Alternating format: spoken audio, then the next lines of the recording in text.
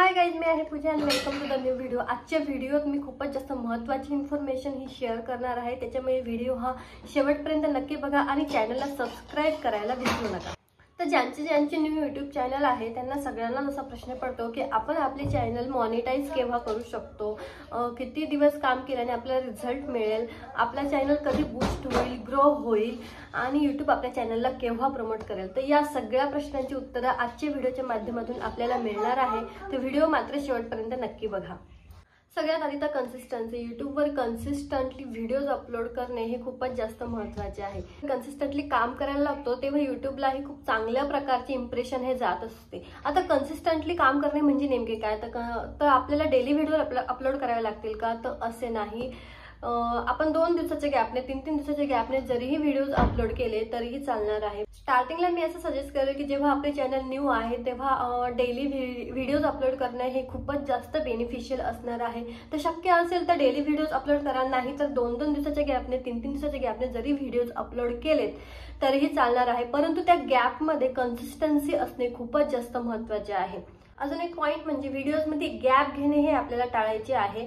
आपण मोस्टली काय करतो, एक व्हिडिओ अपलोड केला, दुसरा केला तर 8 दिवस 15 दिवस असा गॅप घेतो, तर हे आपल्याला मोस्टली करायचे नाही आहे। आपण असा विचार करतो की कॅरी मिनाटी, मनोज दे यांसारखे जे यूट्यूबर्स आहेत ते मंथली एक व्हिडिओ अपलोड करतात, तरीही त्यांची व्हिडिओ व्हायरल होतात, व्ह्यूज जास्त येतात, तसे आपल्यालाही येतील।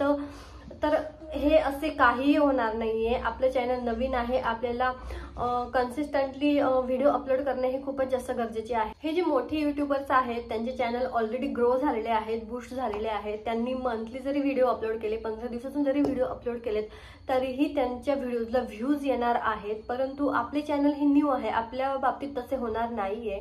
त्यांनीही तर 0 सबस्क्रायबर पासून 0 व्ह्यूज पासून कधीतरी स्टार्ट केलेले आहेत। त्यांनीही स्टार्टिंगला खूपच जास्त मेहनत घेतलेली आहे, कन्सिस्टंटली व्हिडिओज अपलोड केलेत, त्याच्यामुळे आज ते लेव्हलपर्यंत ते पोहोचलेले आहेत। म्हणून आपल्या चॅनल ज्यावेळेस नवीन असते त्यावेळेस आपल्याला व्हिडिओजमध्ये गॅप द्यायचा नाही आहे। आता आपण अतिशय महत्त्वाच्या पॉइंटवर बोलू, ते म्हणजे आपल्या चॅनलची कॅटेगरी। आपल्या चॅनलची कॅटेगरी डिसाईड करायला पाहिजे आपण। आता कॅटेगरी म्हणजे काय, समजा आपण आपल्या चॅनलची कॅटेगरी आहे स्किन केअर आणि मध्येच आपण हेल्थ केअरचे व्हिडिओ अपलोड करतो, कुकिंगचे व्हिडिओ अपलोड करतो, तर हे आपल्याला करायचे नाही आहे। आपल्या चॅनलची कॅटेगरी डिसाईड असणे हे फार महत्त्वाचे आहे।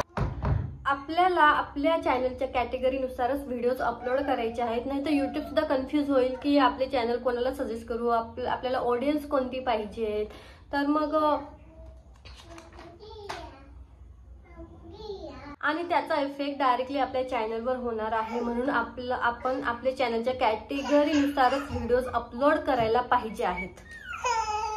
कितीतरी यूट्यूबर्स असे आहेत की ज्यांचे चॅनल कितीतरी चॅनल्स असे आहेत की जे 2-2 वर्षापासून मेहनत घेत आहेत तरीही त्यांची चॅनल मॉनिटाईज नाही झालेत, आणि कितीतरी चॅनल्स असे आहेत की जे 6 महिन्यात 2 महिन्यातही मॉनिटाईज होतात।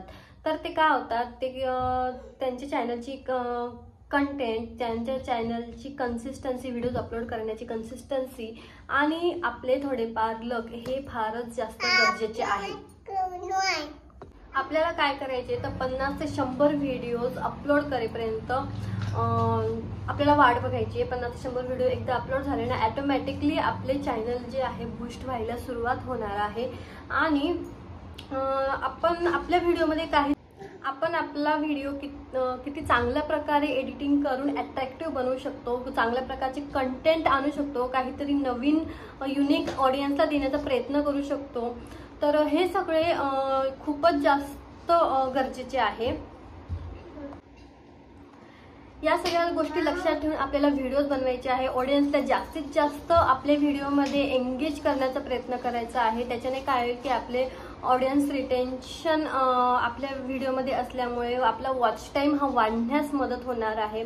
तर या काही गोष्टींची काळजी आपल्याला मात्र घ्यायची, म्हणून चॅनलची ग्रोथ करणे हे कुठे नाही तर कुठे आपल्याच हातात आहे। आय होप गाईज आजच्या व्हिडिओतून तुम्हाला बऱ्याच महत्त्वाच्या गोष्टी ह्या माहिती झाल्या असतील। तर मग पुन्हा भेटू अशाच इन्फॉर्मेटिव्ह व्हिडिओच्या माध्यमातून। तोपर्यंत bye bye and take care, आणि चॅनलला सबस्क्राईब नक्की करा।